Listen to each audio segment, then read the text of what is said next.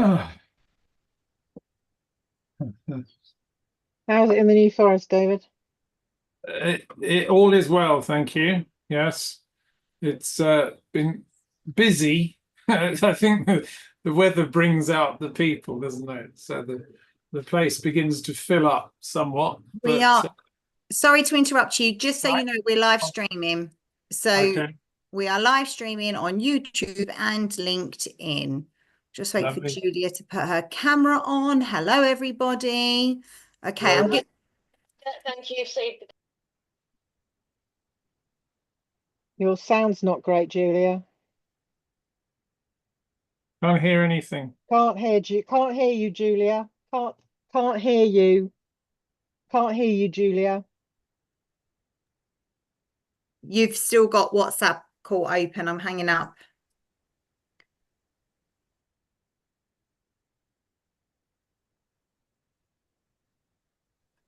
Can you hear me now? Yes, we can.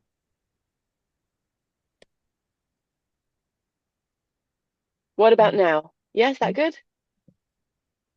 I can certainly hear you. Can you hear me? Oh, Yes. lovely. Thank you. Okay, so let me start again. Hello, welcome, good morning. This is Thursdays at 11 o'clock, QT Conversations. This is the qualified tutor opportunity to explore some of the big ideas in tutoring and really push the thinking forward together. This session is delivered live on LinkedIn and YouTube and will become by the end of the week, gets translated into Spotify as well. So it is our answer to a podcast also. Why do we do it like this? Because it's fresh, it's responsive, and it's really people's shared thinking. So I never know what's going to come out of these conversations. And sometimes I don't even know what we're going to talk about. Today I put a post in the QT community asking what people wanted to talk about, and there was a slight preference for talking about special educational needs today. And I'll tell you why I made that suggestion. So the reason why I'm delivering this session from my car is that my son is starting equine therapy today. And he's doing that because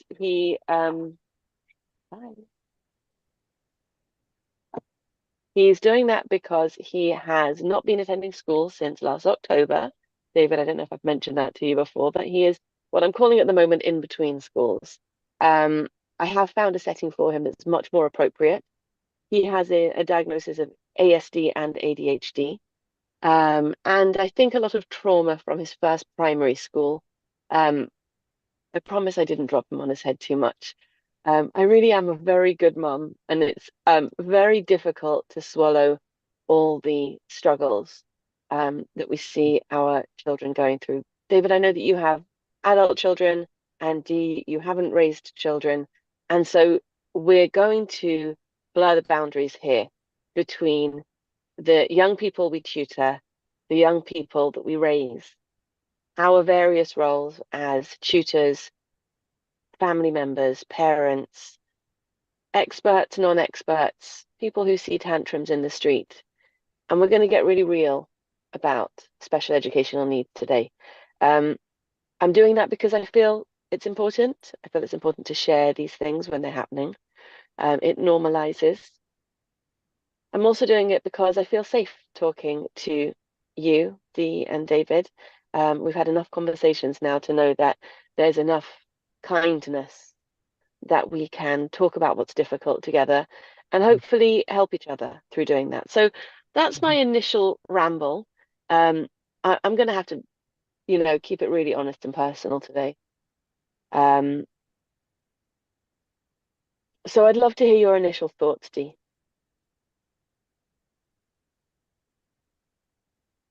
Um, this year's been quite an interesting one for me as I dig a little bit more into my own special needs Oh, as someone with a informal diagnosis of some autism, and I've kind of self-diagnosed some ADHD there as well. And through my having done my coaching diploma as well, that's kind of spotlighted what I'm experiencing and how that's helping me work with my students, some of whom do have been labelled, they've been through the system and they have a diagnosis. But there are also some who I'm recognizing that there are some of these traits, but it's not been recognized by school or their parents, or if it has, that information's not been passed on to me. And I still find myself in situations where I feel less equipped than I would like to be in order to help support and equip those students as well as I would like to. And it's been a challenge for me being on that learning curve, being in that place of discomfort and pushing through it. Yeah. Yeah. Helen, welcome. As you've just heard from Dee, we are talking about real stories in SEND. And we brought all our hats with us today. So we're being tutors, parents, friends, and people with our own formal or less formal diagnoses. As you know, the cutie community reminds me how ADHD I am on a regular basis. So let's throw that into the mix as well. But actually, I'm going to go to David next, and then Helen, I'm going to come back to you. Go ahead, David. No, first unmute. Hi, thanks for that. Yeah, no, well, the reason I expressed an interest in this topic is that it's sort of by accident, I guess, in some ways, that I've ended up with students who, one way or another, have different needs. I've not found, to be honest, although people use them, I've not found labels very helpful. Just because there seems to be such a huge range of different needs that people have. And, in one sense, my experience would suggest you can trot out the old cliche that, we're all special, we all have some special needs.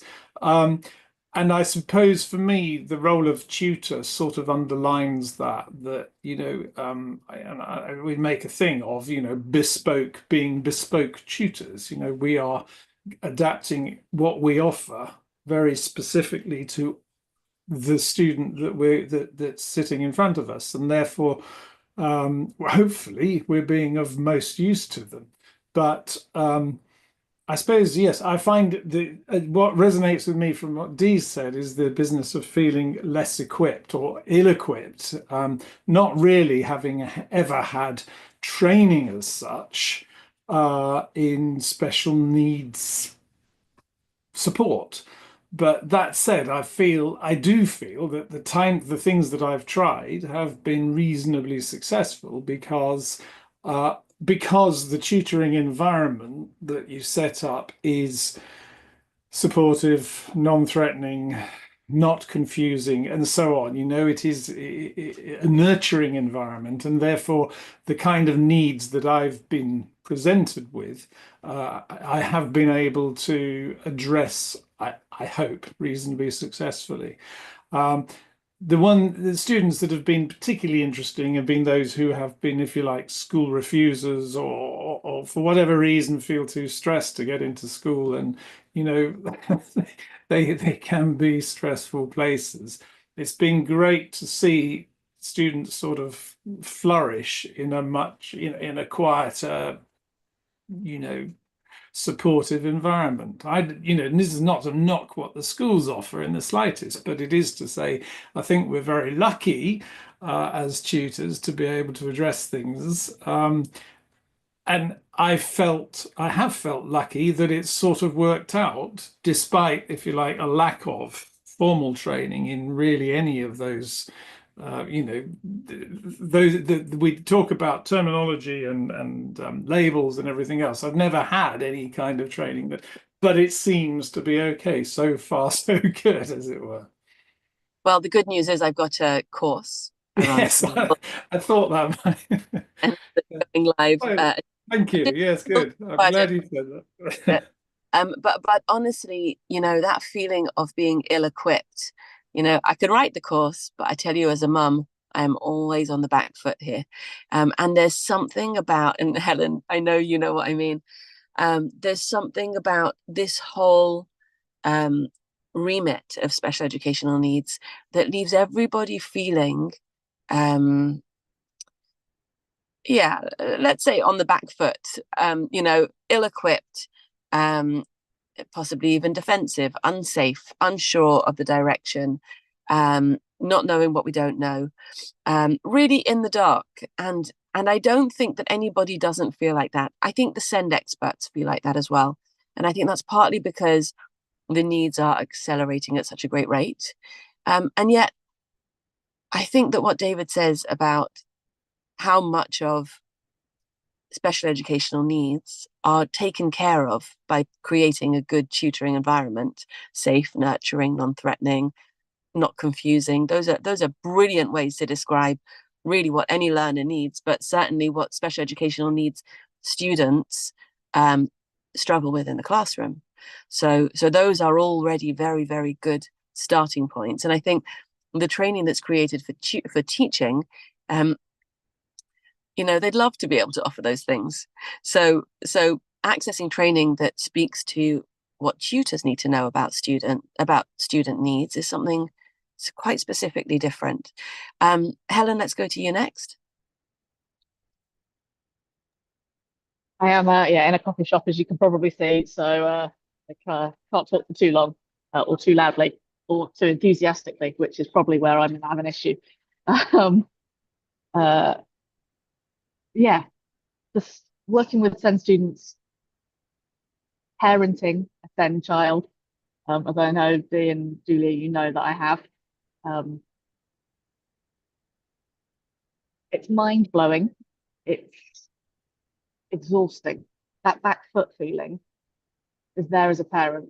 It's there as a tutor. It's one of those things, though, that as a tutor, we can support the wider family as well as the student themselves. Yes, especially with school refusers. I hate the phrase school refusers, those that can't access school for whatever reason. At the moment, parents don't necessarily know the way forward. They don't see where they can get support. They're just overwhelmed themselves, and having somebody that's outside of the situation that can see a bit more clearly and as a tutor, we're often that person. We're in the home, we're seeing what's going on. Not always in the family situation, but we can see a little bit and be able to just point, have you tried this? Or I can go and find out a little bit and let me see what resources I can signpost you towards. It's not necessarily us trying to provide something ourselves, but being the slightly more outside of the situation and pointing, okay, I'm sure you've tried CAMS. Here is a resource that I found helpful with somebody in the past, or it's not specifically for a child with this, but have a look and see if you find it helpful. It's nudging in the direction. It's not providing something that we're not trained to provide. Because, I would not say I'm a SEND specialist, and certainly to SEND children, I would have to say I can't tutor your child because I am not the best fit for them. I can help a lot of SEND children because, as you were saying, you provide that environment, that quiet space, that one-to-one attention, that flexibility, that if they're not focusing, you can finish early, which happened this week. A student wasn't focusing, and it was fine. We just finished early. They weren't in a place to learn. We just stopped. Rather than adding to their stress of keeping going, we stopped and we'll pick it up next time. We've got that freedom, which just allows that. But we are wider. We're not just the teacher in the classroom because we see the wider family. I'm gonna have a go at unpicking it, and I really, really want to keep this conversation very, very safe, but also quite honest. So Helen has been working with my son, who I've just described to you, and I think it was my son that you stopped early with this week. Is that right? And when you voice noted me and you said that you'd done that, I said, how trustworthy?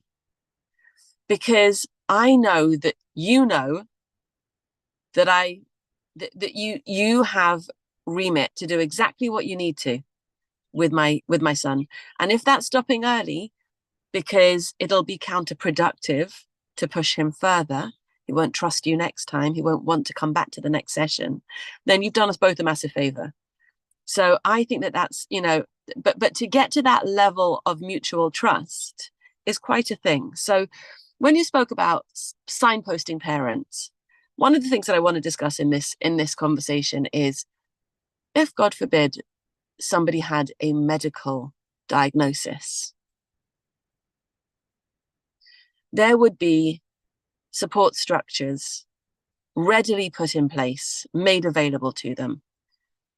If, God forbid, somebody's child is diagnosed with something serious, you're given contact numbers to get started, to access help, support people.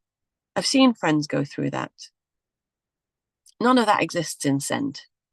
And actually, you do see it with families that they become specialists. You know, I spent Easter holidays sitting with a friend and a neighbor called Mandy, whose son has been through this. She was showing me photos on her phone of her son being restrained by 3 police people, being kept in a padded cell because he tried to take his life. Shocking stories.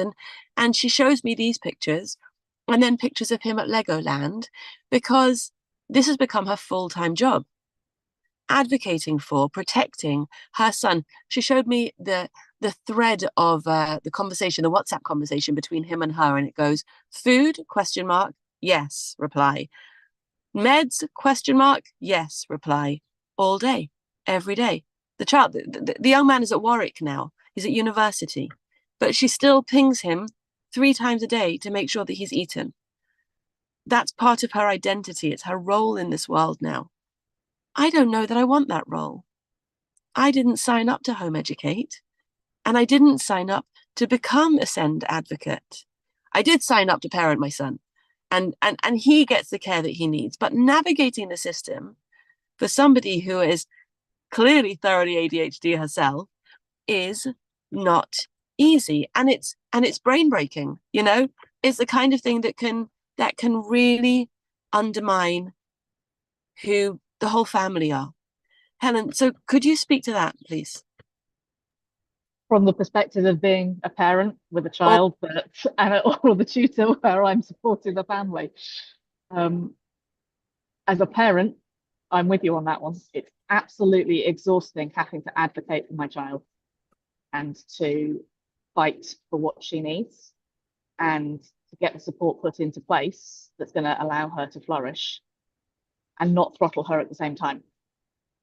And protect things who have to live with her. Yes. Well, it's not just protect her from siblings, it's protect the siblings from her as well. There is both sides of this. If you have a child with Send and you have other children in the family that could have their own Send diagnosis, could have undiagnosed Send things, because there's probably something a little bit there for my other one, or just a completely neurotypical child, the having to advocate and use so much energy and brain power for the one means you are lacking for the others sometimes, and it's a whole family situation, and there is a severe lack of support there and signposting. When we went through the process as parents, we had a couple of website links for the various foundations, societies that support children with various neurodiversities, but that was about it. There wasn't a lot of support, and there is so much on those sites, and every child presents differently, and it's so which bits are going to be helpful for me, which bits are not helpful, where do I go, can I get a break, how do I get a break, because it's important for us to take that time as well so that we are fully popped up, as it were. It's all finding the way through the system. If you don't have a guide, it's exhausting. Even if you anyway, even if you do. I've taken on somebody to advocate for us, and I don't feel supported. I don't feel cared for. I don't feel that the problems are being solved. And I think it's really, why is this an important conversation for us to have? Because we need to interact with our clients with compassion. And I think that's, really what's lacking in the whole system? I've had conversations with when students, and your son is not the only one that I've dealt with, served, worked with. That's probably the better phrase in there. That has an additional need and has struggled to access normal mainstream education. And sometimes it's just been sat there with the parents saying, it's okay to feel like this. It's okay not to know. It's okay if your child refuses to come down and see me. That's okay. Don't worry about it. It's okay. Just, it's not, we're not just sitting with the child, the student, whoever they are. Sometimes we're sitting with the parents. Sometimes we are, hope we shouldn't be the only guides. It shouldn't be down to us to do that, but often it is. Often it is. But yeah, there is, I don't know what the answer is on this one. I don't think there is one. I think the broader holistic approach is lacking. The how to find support is lacking. And yeah, the system is overwhelmed so that the things that are there are creaking and things get dropped very, very easily. We had missed appointments for reviews because somewhere in the system something got missed. And You it's get the just letter after the appointment dates. not even getting the letters, not even told we had an appointment to review, and just trying to get hold of people to get medication assessed when there's been an adverse reaction.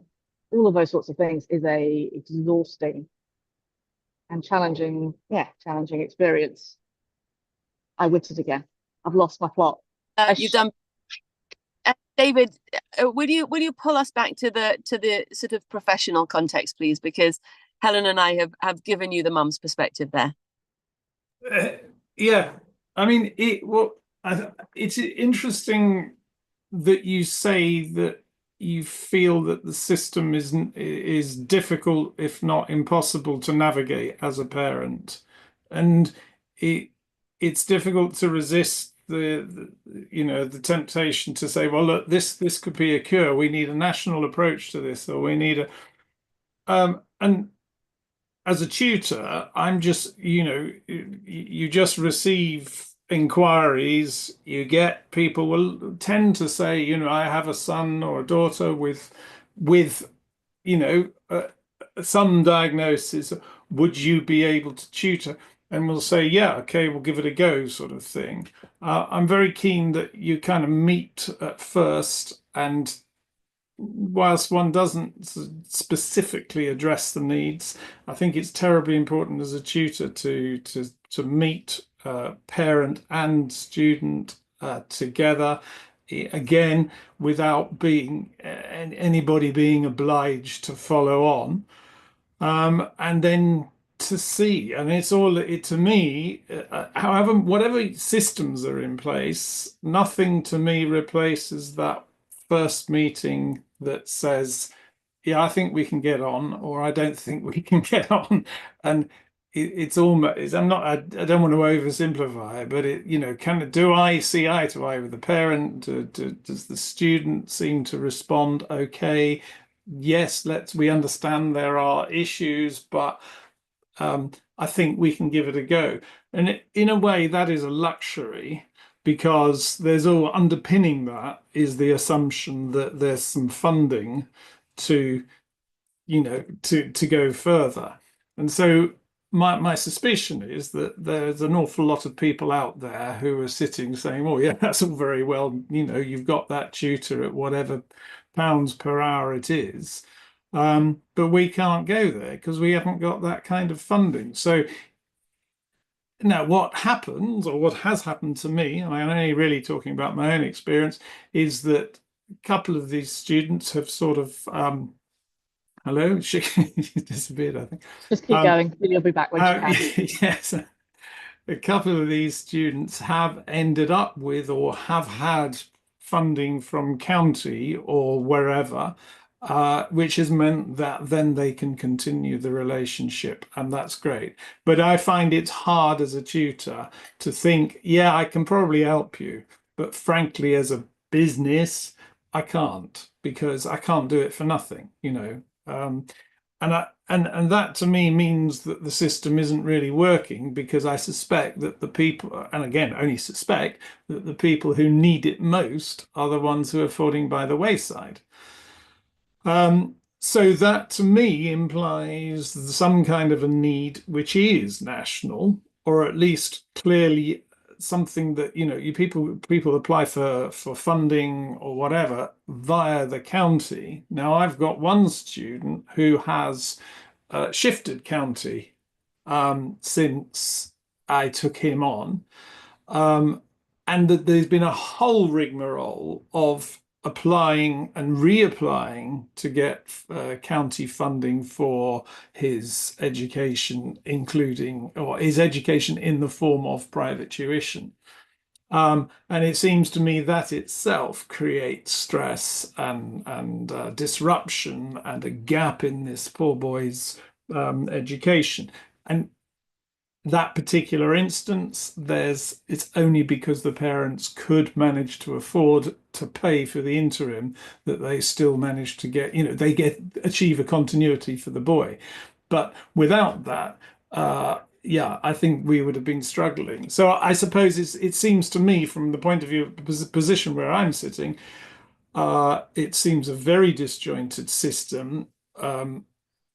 A, because there isn't universal funding, or it doesn't seem to be universal funding, and B, because if you got any changes, you change county, it seems to me, why should it be a county issue? I know county funds local education, but it seems to me we need something a little bit more central that says, you've got this funding is now for the duration of your education.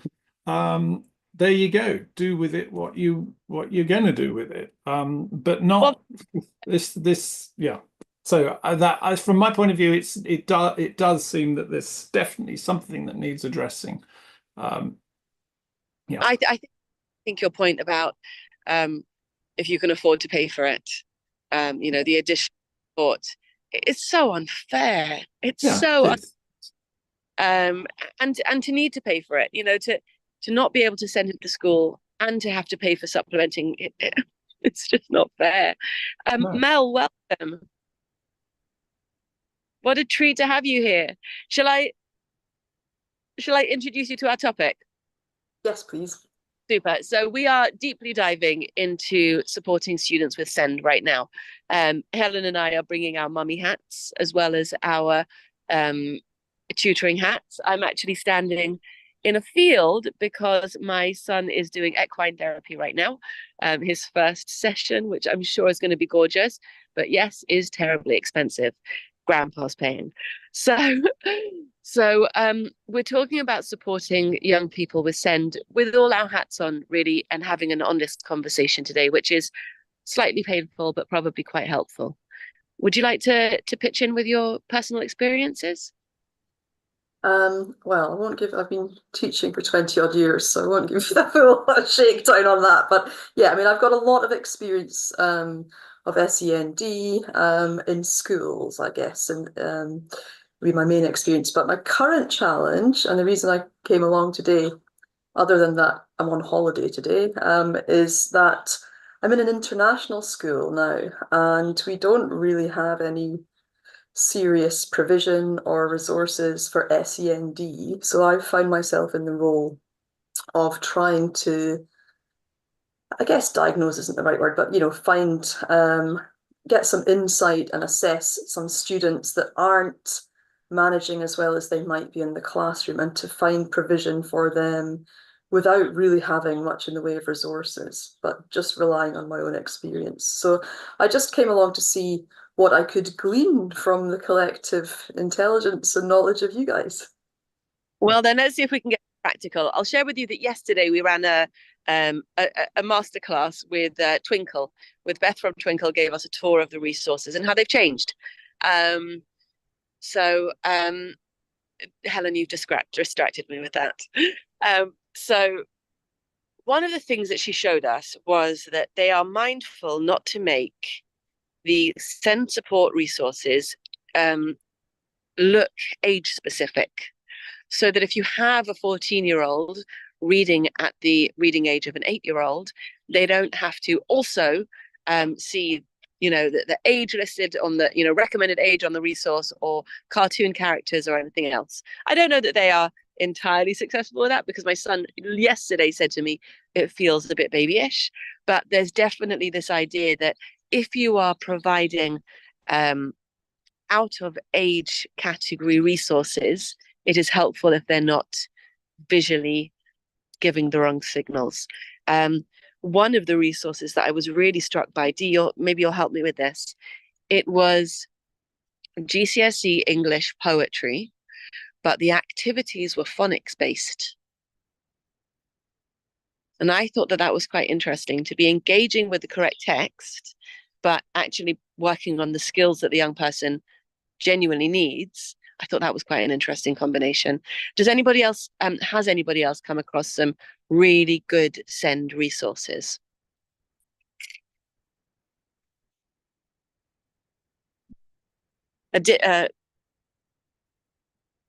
David magically disappeared there. That was clever. Dee, do you want to? Yeah, go ahead.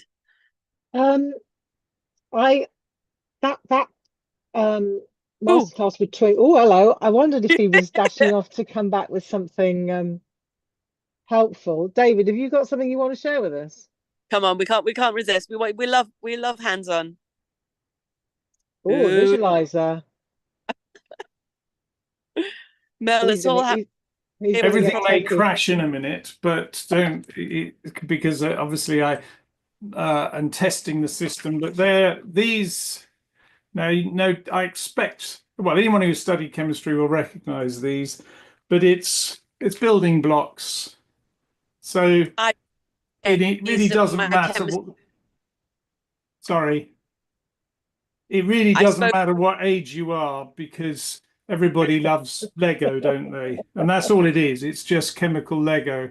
So yeah, I can see you grabbing now. Yeah, one at a time, please. But basically, I've just made a model of ammonia, actually. But it's a blue blob with 3 white blobs, isn't it? Or whatever it is you want to call it. But that's, yeah, I mean, I think these are absolutely brilliant. These are the things that make my life, I say easy, but that make the tutoring, accessible, because hands-on, kids can come in, sit here, play and model. And that, of course, does make you think. This is why in-person tuition sometimes is better. Not always, because you can do equivalents online. That's absolutely right, with resources that are there. But yeah, that's a great resource, and it really is not age specific. I mean, the pieces are a bit small. I wouldn't give them to a 3-year-old, but anyone above 3, they have a lot of fun, and you can spend quite a long time making stuff, trying to name it and whatever. Fantastic. But of course, that's very subject specific, isn't it? No, it's not at all. What's the maths equivalent? Come on, my maths nerds. Algebra tiles, two-sided things, dice, chocolate. Yeah. Dee's dashed off. Here she is. She's got a box of tricks. There are quite a few. There's lots of digital versions. Is that your algebra tiles thing? This is base 10 equipment. And the little blocks. I was having great fun with. I have a student who cannot. She's year 11. She cannot get her head around area and perimeter. And we've been digging into this, and we are not succeeding in working out where the block is, but just getting her to physically play with this stuff. Is just great. I've got the double-sided counters for doing directed numbers. I've got something else. And there are digital equivalents of most of these that you can, if you can control, you can get a student to move things around and do them. Judy Bryce is an advocate of doing it under a visualizer, and the students having the same equipment, so they're manipulate. So you can do it online as well. It takes more effort because the students have to have the same equipment that you've got, but it is entirely doable. Just takes a bit more planning. I'm so happy that you said the word effort there. That kind of a session is exhausting. And one of our QT members ran a session like that for one of my sons and it couldn't come back and do another one afterwards, found it too exhausting. So there's something manipulatives online that is it's like running a complicated classroom, isn't it? It's the same feeling. Helen, where were you going with that next? Yeah, just that can be the more we're practiced with those manipulatives, the easier that is to run as a thing. So the more we use them, the easier it is for us to explain what to do with them and how to demonstrate it. It is one I wouldn't plan heavily for that kind of lesson. I would be very much following the flow, letting them play, letting them see what they were doing first, and then going from there. So and Mel, we're gonna pull up some more suggestions in a second as well. But David brought out manipulative. So now we're talking about concrete approaches to abstract ideas. And we know that the concrete pictorial abstract journey is useful when we're taking students through complicated maths or science thinking. So I'd love to know what your understanding of why that helps students with SEND. Why does a practical approach help students with SEND? And I am expecting somebody to use the word play. Do you go for it? I think it's a sensory thing. We use our eyes and we use our ears, but actually to make those connections happen more effectively, more permanently, we need to involve other senses and actually picking things up and feeling things, using those fine motor skills even, I think, are making connections in the brain that we aren't otherwise doing. And I think it's important not just for students with SEND. I think and I struggle with some things because there are some activities that some very small people do normally that I didn't do. So apparently because I went straight from sitting to walking and didn't crawl, that is why my hand-eye coordination is not as good as it perhaps might have been. But for whatever reason, I decided that the crawling bit was not necessary. And at 9 months, I was quite happily walking around. Thank you very much. So I think that combination of senses is, and science has shown with brain imaging that it makes a massive difference to our learning if we're able to incorporate different sensory inputs. I hope that I'm not the only person in the room that's beginning to feel like it's really because the classroom doesn't work that all of these SEND issues are beginning to pop up.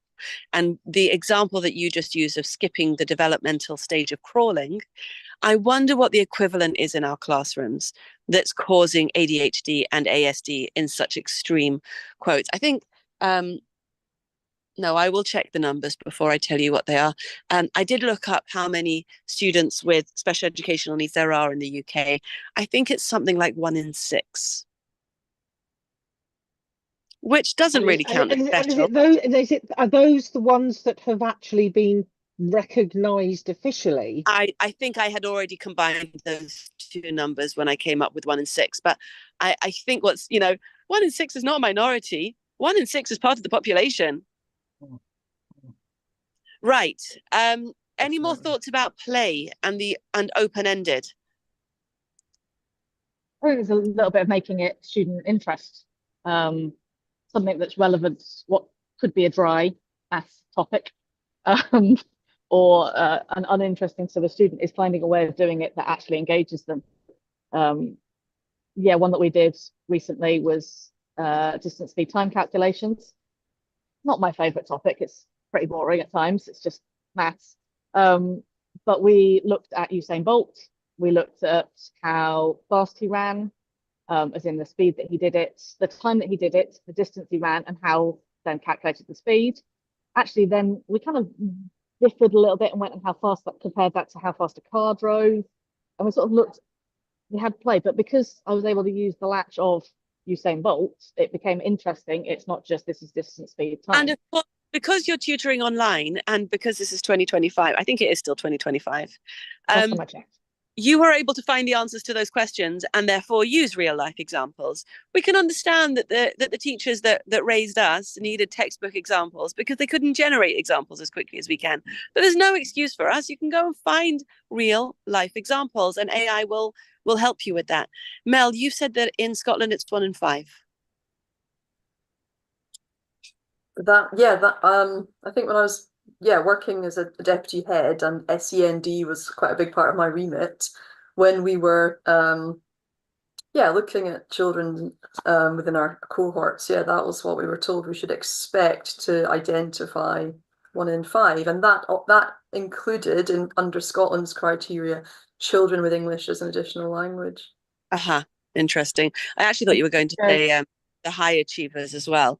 I think it did. Yeah, it did. Yeah. And probably that is a challenge for me actually in the classroom. I know we're talking about tuition, but pushing the high achievers on whilst supporting the low achievers and having structured play, I guess, within a maths lesson, all ticking along nicely and functioning as it should. If it's 1 in 5, you've got 6 kids in a 30 people class that have got some additional need, and it's not going to be the same need because they're all different. And if you've got a high achiever and a low achiever, and you've got the play, and then you've got a child that has no impulse control. So when the play stuff comes out, starts throwing it round. That's an experienced one there, and you can tell one of mine has no impulse control. So when we get the toys out, the Lego goes everywhere. But that doesn't mean you don't bring Lego out. It means you bring. It means I only bring a little bit of Lego out at one time, and my Lego stays well away from my children. They're not allowed to play with my Lego. David's learning a lot about you today, Helen. So I like Lego. I love it. I lost the train of thought. But one teacher and maybe one TA, unless you have got another named TA in that classroom, it's just not doable. I do wonder whether the prevalence of screens and always being on is not helping the rate at which people's attention is being challenged and some of those things. I'm not saying it's a cause. I'm saying it's probably not helping. We are now constantly attached to screens. Our attention span is very short anyway. I know mine is now, more so than it was as a child, just because that's now how things have developed. We are also better at recognizing what's going on, and children that are now being diagnosed potentially wouldn't have been diagnosed because it either doesn't present as the same way or presents more mildly. So in previous times, it would have been those that were very definitely the stereotypical autistic, very clever but can't socialize type, the Alan Turings, as we would suspect, and those that then really were classed as the naughty kids because they had these additional needs. We wouldn't have necessarily got the nuance in the middle. So that's right. All of those things are going in the boiling pot, going in the cooking pot, and it's boiling over now because it's not just one thing, it's all things coming in and we're not ready for it. It was really gently expressed the way you described that, and I think that was really, really healthy and helpful. And it doesn't help the mum who needs to get the help for her child and get the adults to stop shouting at her child and get the paperwork that has been generated for her child actually read by the people who are working with them. There is so much failure in our system, and I don't usually speak to the negative, but knowing that school is not enough and knowing that these young people need more and different, I do think is a healthy stage. We have 15 minutes left of this conversation, and sort of in a gentle way, I've taken you through the model that I've created for the Supporting SEND course. So I thought I would make it sort of spell it out to you now. The idea for this model came from an online GP consultation we had with my son, where within a minute and a half, I'm not exaggerating, of opening the Zoom call, the GP said, "Are you autistic? You remind me of my son. You may be autistic." Mel, go on. Well, yeah, I've had a few interesting interactions with school doctors in my time, but that's what, and presumably this, your son was there present in this. She's talking to him. Wow, Do you think well, the GP was autistic too? Sorry. I mean, sorry, Oh, that's that a ridiculous comment, but I mean, yeah, that's a funny one, isn't it? How did you well, it's respond? inappropriate. It's unhelpful. It wasn't her remit. She didn't have permission. It was completely careless in her professional practice, right? So the approach that I've taken is I call it ORA: observe, recognize, adapt. And observe gets double portion. So spending the time noticing what your young people need and noticing and noticing and not jumping to conclusions is stage one. Stage two is then making connections with the things that you already know, with the training that you've completed, with other students that you've worked with your experience and with your expertise, making connections. And then finally, adaptation. So Mel, you're working in schools at the moment, you know that they're not talking about differentiation anymore. 3 worksheets chucked across the classroom. They're now talking about adaptation. And so a Senko will go into the classroom and say, what are the adaptations for these children? And actually, it is a helpful approach because we in tutoring don't need to think about inclusion. We're there to include the young person that we're working with. Obviously, we'll be inclusive, but we do need to think about how we're going to adapt our approach to suit the needs of our learners based on the observation and based on the recognition. What are your let's jump into David's question here. Actually, you know what? Let's come to it right at the end, if that's okay. Because let me just finish this question first. Dee, what are your thoughts about that approach of observe, recognize, adapt?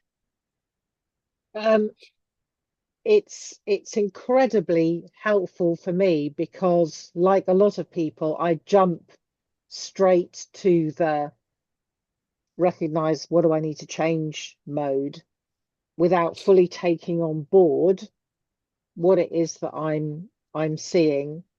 And because I have ASD traits as well, the adapt side is a real challenge for me because I have a way I like to do things because it's comfortable for me. And then having to recognize that it's not going to be appropriate and make those changes is a real challenge for me. And it's been an interesting part of my journey, especially in this last year, is recognizing that I'm reluctant to make those changes because it's uncomfortable. And actually, if I'm going to be the best version of myself as a tutor, I've got to push through that discomfort. But Blimey. being going from, I didn't know that I was being reluctant, and now I'm aware that I am, that I'm getting myself to a place where it's happening more without me having, I'm unconsciously competent more so in that area than I was. But there's a lot of work to be done because my comfort zone is I've always done it this way. I've always approached this topic in this way. I'm not going to make any changes because it's hard for me. But actually, you know what? If I'm going to do the best work that I can do, which is going to be good for both me and my student, then I'm going to have to push through that. What an awesome evolution you just described there. That's real professional development. You made me think slightly of the Brits who go abroad and just speak English louder. and go to the pub and eat fish and chips. And then you also reminded me. So a couple of weeks ago, I ran this workshop at my daughter's school, Odette's daughters also, for their LSAs, and there was one in the room, and there always is, who just wants to know what the punishments are going to be. What are the sanctions if they don't go to class? How do I know if they are having a trauma response or if they're just being lazy? So, of course, we unpicked the language, but I didn't attack her in the slightest. And then towards the end, when we really got the hang of each other and I'd sort of got the measure of the room, which was not 1 in 6 for special educational needs, Mel, it was more like 6 in 1. There were so many tisms in that room.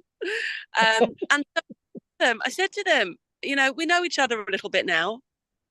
And we know that everybody is bringing their own selves to the table. their own preferences to the table. And you have to be honest about that, because otherwise you can't move forward and be that person for those young people. So what you just said there, Dee, was just astonishing. Right. Let's ask the question. Well, no, sorry. One more thing before we come to David to ask the COVID question to wrap us up. Mel, does that observe, recognize, adapt approach resonate? Absolutely, yeah. I mean, the older I get, and the less I know, but the more I need to do this is to really get to know these students and not make assumptions about what, they can and can't do on any one day, because I think, we're all different. And yeah, even things can vary from lesson to lesson for all sorts of reasons. So that, I think that's really, really useful for me. And also to think about things in terms of adaptations rather than, how we used to differentiate sometimes for the sake of it. That's really useful for me going forwards as well. So thank you. I'm really glad, and I'll look forward to sharing more of the resources with you. I think that where you said making assumptions, we like to put ourselves out of our misery, don't we? We don't like to be unsure for too long. And that's where the making assumptions comes from. And that's why one of the QT values is being curious, because being curious means just staying open a little bit longer. And I think part of that is understanding that really we're playing a long game with our students, certainly in school, because you know that you're going to have them again tomorrow and the day after. You can afford to play a long game. When Helen, and it was actually before you joined the call, when Helen quite wisely wrapped up a tutoring session early with one of my kids, she knew that she was playing a long game. I want him to come back next time. So it doesn't make any sense to push him through the last 10 minutes here. It's not good for anyone. So there's something about knowing that you don't have to solve the problems today. This lesson doesn't have to be the best lesson for progress to happen. So, David, ask the question about COVID and let's see if we can come up with some thoughts.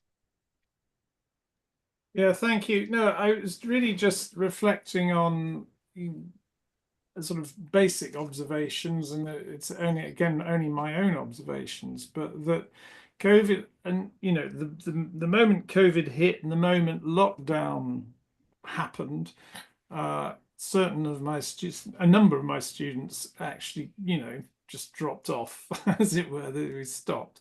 So other students tried to keep going via online, facility, and some of these were hugely successful.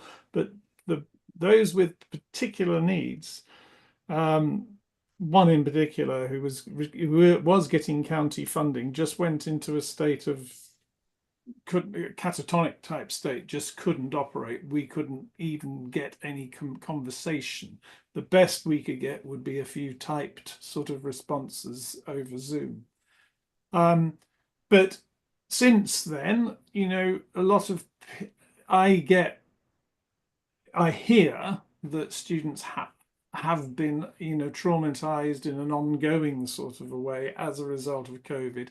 I hear, and again, it's anecdotal, that the number of students who are socially anxious, or so anxious that they can't go to class, and I'm talking about the 16, 17, 18-year-olds really, but those numbers appear to have increased significantly.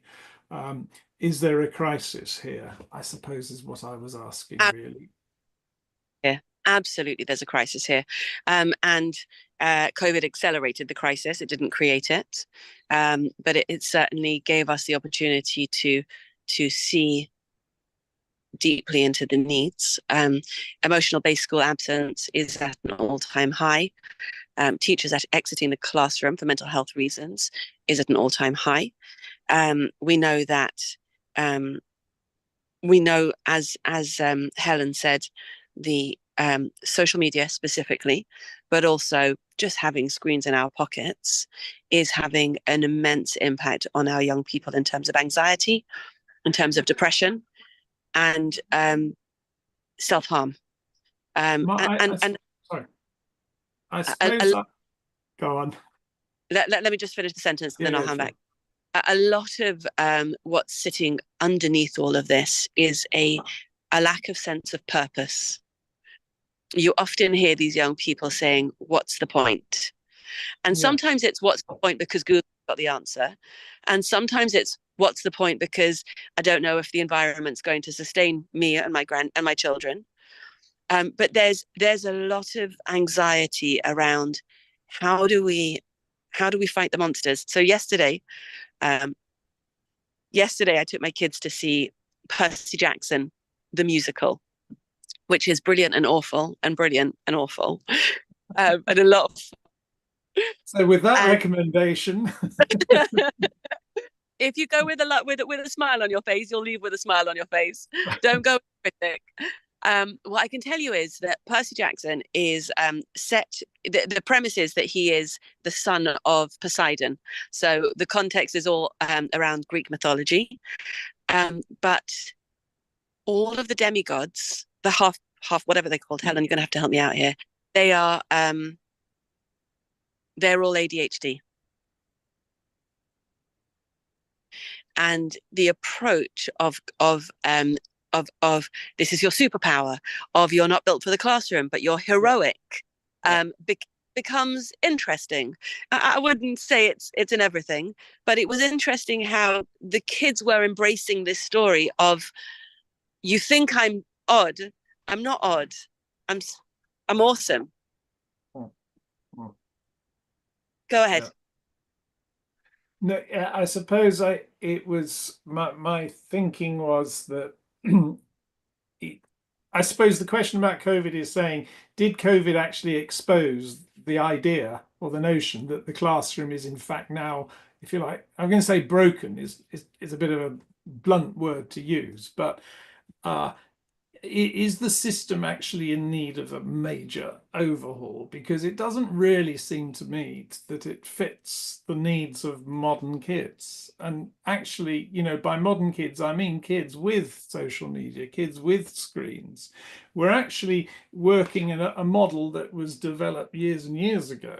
You know, a classroom that people talk about will be students in desks and with probably a teacher at the front. It's probably the antithesis of a place that would support play and to support, you know, the nurturing kind of environment that we would sort of, I would hope, aspire to. Now it's kind of imposed because that is the way it works and that's the way the setup is. But I am disappointed that COVID didn't actually catalyze a new approach to education, a different approach. I see that we've kind of reverted back to what it was like before, rather than saying, actually, here was an opportunity to do something quite different, which exploits all of the technology we've got whilst keeping it in check. But, you know. Okay, fantastic. Great place to wrap the conversation up. Thank you. So a few things. Firstly, the day that I closed my office in my primary school, I said to my colleague, who we shared an office, I said to her, if we don't use this time to make things better, we've missed the trick. If we come back to our office at the end of this and nothing's changed, we have absolutely missed an opportunity. For me personally, I walked out of that office and I launched Qualified Tutor.